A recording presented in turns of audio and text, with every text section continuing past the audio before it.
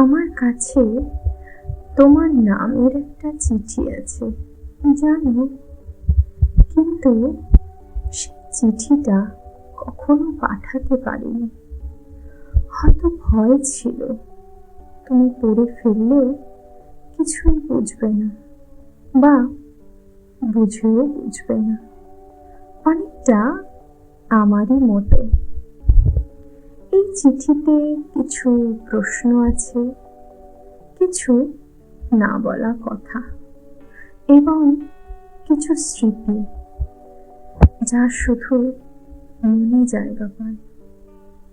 আচ্ছা, মনে আছে একটা বৃষ্টির দুপুর ছিল, আর ছিলাম আমি আর তুমি। সেই স্মৃতি এখনো জীবন্ত এই চিঠির মাধ্যমে।